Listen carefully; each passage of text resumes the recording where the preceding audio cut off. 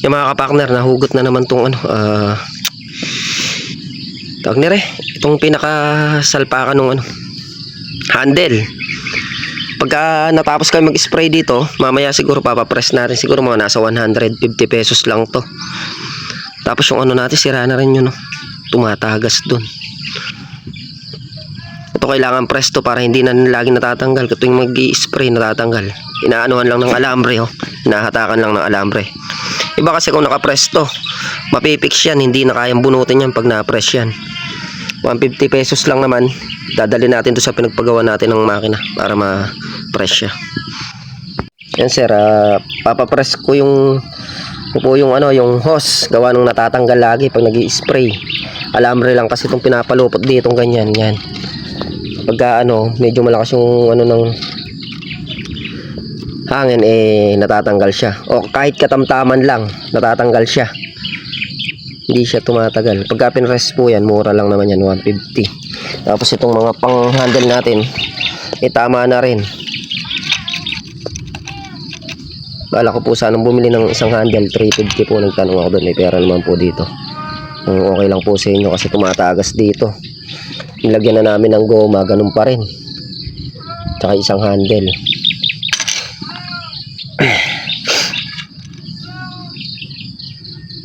Pero nagagawa yata ito, no? Yung mga kapartner, tuminto naman nga kami sa pag-i-spray. Gawa nang nabunot naman yung sa handle. Kailangan talaga natin ipapress. Mura lang naman yung papress nun. Siguro ang pre-press lang nun, siguro mga nasa 3 lang yun, yung mga may tali lang ng alambre. Yung iba naman kasi nakapress na yun. Dati nang nakapress yun, ito lang yung natatanggal yun sa may pinaka ano nyo pa mo, handle. Kaya kailangan natin papress. Mamaya ipapapress na natin para hindi naaabala yung nag-i-spray. Yan, tsaka nga pala, ipa-order kami ng 50 kilos na tanglad. Ang presyo is 15 pesos. Para lang malinis tong ano, yung sa may kalamansi, tsaka yung dito, tatanggalin natin unti-unti. Para pagka ready ng pabungahin to, malinis na yun sa may kalamansi. Tatanggalin natin yan. Unti-unti. Ayan palang hinahanin yung 50 kilos. 50 kilos ang kailangan ano. Inuna ko lang hindi ito mga kapartner sa gilid. Para lumiwalas. Maliwalas. Maliwalas. Para kasi ano liwalas. Yan mga kapartner, at tapos na mag-spray. Bali naka-4 na hugot. Yan pagka pinapress, ganito magiging itsura niyan. Ito. Hindi na siya matatanggal. Kaya dadalhin natin doon sa pinagpagawa natin ng makina. Ito lang nga i-pre-press mga kapartner. Itong may alambre na to. Naka-4 na hugot. Dadalhin natin mamaya o bukas. Sa susunod na spray, ang i-spray ko na dyan yung gromor, yung binili kong pandagdag bulaklak. Maraming bulaklak yung mga kapartner na doon sa may gawi doon dito. Kaya lang talagang hindi pa halata kasi nakaano pa lang siya. Hindi kasi makakita Wait. Ito, nakabukol pa lang yung iba, nakaalsa pa lang. Tapos yung iba, yan na nga, buko na. Yan. Marami siya, yung kasalukuyan niya, yung siguro yung kagat ng yung pataba, ngayon pa lang maano, yung medyo naka ano pa lang siya. Bagyan limpot pa lang. Pero ano na siya, bulaklak na talaga. Hindi lang siya matanaw pa. Kaya kung titingnan mo parang wala siyang bulaklak. Pero iba nag-ano na, nagtanggal na ng ano, buko na siya. Ayun oh. Mga nakabuko na yan. Bulaklak yan. Mga palusot na yan. Kasi sprayin pa natin ng gromor. Dagdag ano yun, dagdag bulaklak yan mga kapartner. I-spray natin na yun.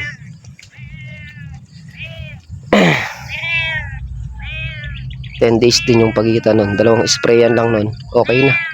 Pagka bumuka na yung namulaklak na siya, tapos isang spray pa ng gromor, okay na nun. Ay di mo na spray ng gromor, naalagaan na lang sa mga insecticide. Insecticide na yung bahalang magpatuloy doon, kasi pag hindi mo naalagaan sa insecticide yun, talagang magpupurutuso. Mga kapartner, nakayari na mag-spray at kami kakain na muna. Yan o. Itong ulam, pambansang ulam pero manyaman. Simpleng ulam pero masarap. Hindi nakakasawa kahit araw-araw eh. Ano? Yung alaga natin nakabantay oh. Meow!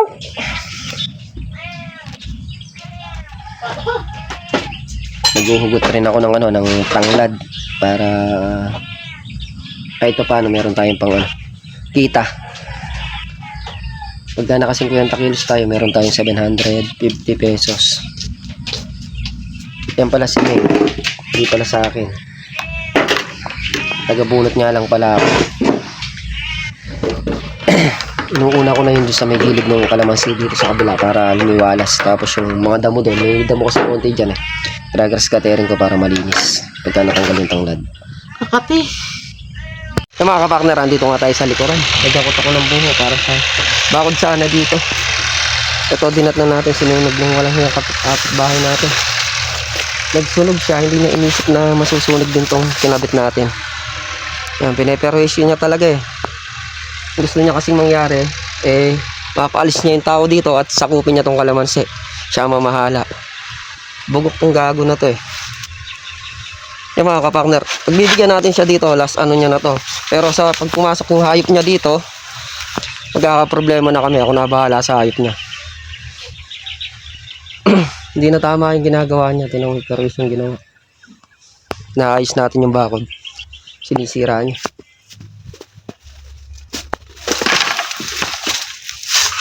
Yung mga kapartner, hindi naman tayo nagsisiga-sigahan, kaya lang nasa katwiran naman tayo.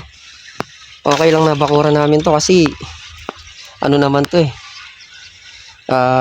dito naman talaga sa kabila to, hindi naman natin sinasakop yung kanya.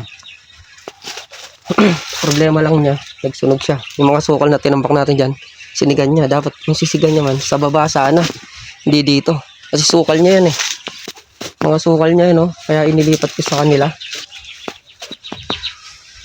Wala talagang utak ng tao na to. Ito yung naghahanap lang ng gulor eh. Yung kalabaw na huli ko nung isang araw sa kanya din eh. Pinagbigyan ko lang, sinabihan ko sa kanya, sinabihan ko na siya na susunod eh, pag pumasok dito nakasira eh magmumulta na siya. Yun ang gagawin natin. Pinerwisyo niya tayo dito. Pag pumasok yung hayop niya dito, babawian natin. Ganun na lang mga kapakner. Nandiyan siguro mga kapakner, masisintak niya ako. Eh, kabisado ko siya. Ayaw lang namin ang gulo, ayaw lang ng away para walang problema kasi hanap buhay din ayaw ko dito eh. Pero wag na lalabis. Pag ganyan-ganyan lang, hindi niya ako isintak eh. Lakas ng tama ng tao na eh. Tingnan natin ano magagawa natin. Kung pagka ano dyan eh, pwede pang palampasin. Isang ano pa lang, pero isusunod siguro hindi na. Sobra na eh. Mga kapakner eh, si Mengay oh. Ayun na yun na ano niya. 20 kilos. Pwede na maglitsyon. 20 kilos pa lang, 50 kilos yung kukunin ni Chris. Ewan ko kung madadali. Kaya yan? Ewan nga ako, taga-hukay siya, taga-himay. Pagka pinutol ko sa pala, ano na, yung wala ng lupa, para madaling himayin. Tinatanggal ko na isa-isa. Para mabilis na maglinis. Oh. Pwede na maglitsyon. Sayang nga naman, di ba? Kung mga 50 kilos kayo, meron kami 750. Para na rin tayo nakipamitas. Ito yung makalawa naman yan. Ito yung makalawa. Baboy na rin kulang. Ay, nakakahiwa din pala ito. Matalim yan eh. Tsaka makati. Ay, nahihiwa yan ako. Yung paglinis nung pinagtanggalan natin doon, lupan-lupa. Sarap tamna ng ano, yung kamoting gapang. Tatanim tayo sa may pinanggalingan ng tanglad na yun, ano, papaya. Papaya naman, papaya mapapakinabangan yun. Yung papaya namin dito, hinarvest na namin. Naka 35 kilos. Umenta tayo ng 470. Ilang puno lang yan mga kapakner, yan lang. Tsaka yung nasa baba lang ngayon, wala pang ganong bunga kasi magliit pa eh. Kung makapagtanim tayo ng mga papaya dito sa sulok lang naman, dito lang sa pinagtamnan ng tanglad, hindi naman siya abala sa kalamansi. Kumbaga, ano lang, gilid lang. para lagi rin natin na asikaso sa ano, hindi siya nagkakadamo. Tsaka mapapagkakitaan. 12 kilo ng papaya kung makaka-100 kilo ka, meron kang 1,2. Kung 1,000 kilo, malaki rin, 12,000, di ba? Habang nag-aalaga tayo ng kalamansi, meron tayong papaya. Yun nga palang balag dun mga kapartner. Dapat talaga, hindi ko natatamnan yun, sabi ko lang Sir John, pero ang gagawin natin, hiramin uli natin sa kanila. Tapos, panag-ulan, kasi naalala ko pagka ano nga pala, wala rin ganong pitas, wala tayong pagkakakitaan ng iba, sayang naman yung balag doon, nakabakante. Pwede natin tamnan kahit upo lang. Kumbaga kukuha na lang tayo ng ano, ng makakatulong doon na sa gulay. Pero ano, tawag na rin, sa ano lang sila, sa gulay lang. Kasi dito sa kalamansi may katulong tayo dyan eh. Pag gusto nila, yan din gagawin ko katulad ng dati. Labas gastos, hati, pare-parehas, walang lamang, walang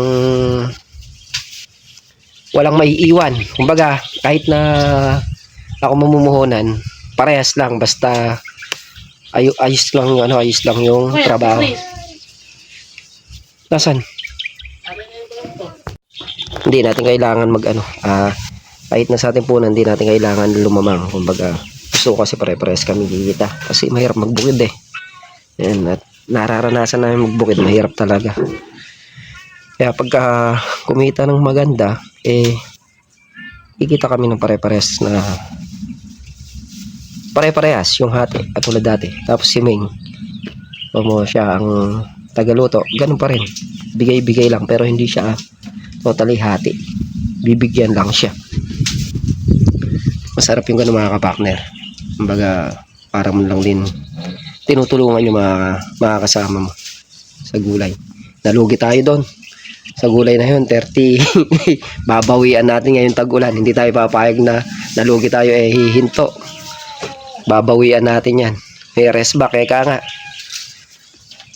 Malay mo naman na hindi naman laging ganyan, darating din eka nga yung ano, tiyempo lang naman sa gulay na-tiyempohan tayo doon, nadal tayo doon, nahanip tsaka kuto yung sa sitaw, no?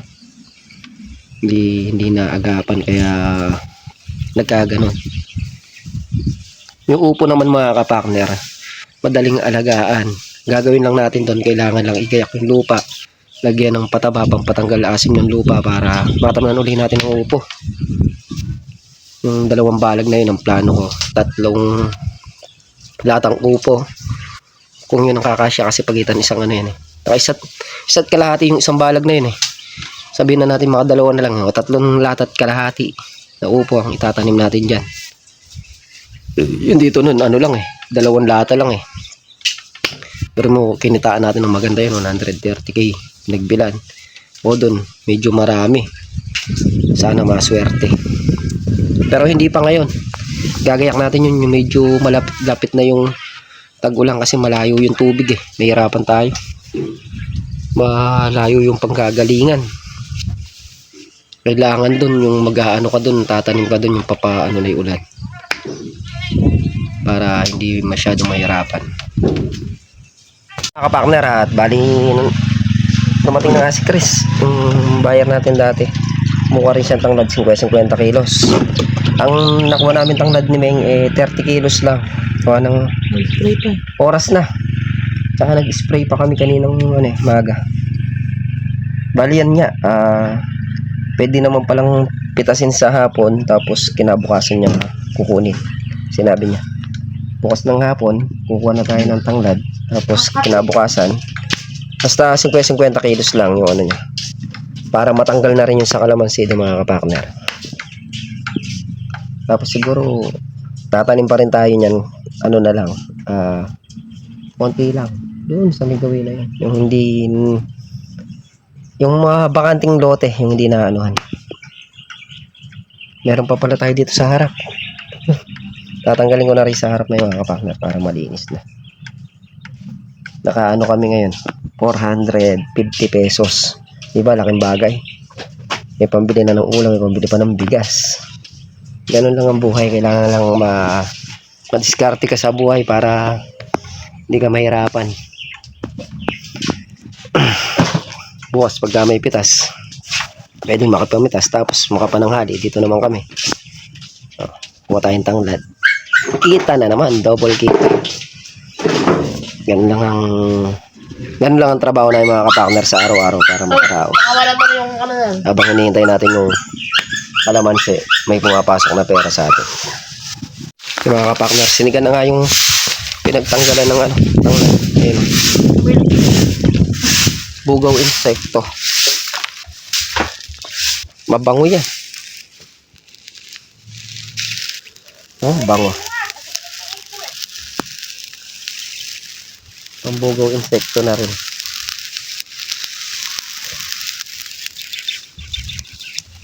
Marami yan yung pinag-anuhan niya. Bali yun na ako nga pala natin tanglad. Ayan lang. Mula dito, pag ganun lang. Ilang puno lang, naka 30 kilos.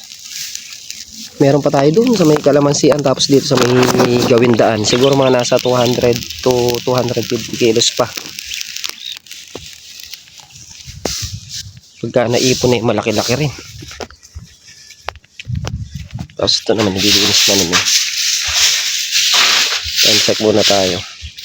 12:17. Ay, sakitay mo. Abara, takbarag na ba mo?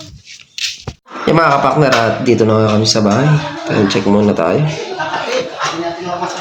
2:30 ng hapon. Umuwi na kami gawa ng... Tapos naman na tayo mag-spray. Tapos nakuha na rin yung tanglad namin kanina. Bukas na lang ulit tayo makakalulusong. Yung mga kapakner, muli po, thank you po sa support. Tiwala, ingat po lahat, and God bless. Bye-bye.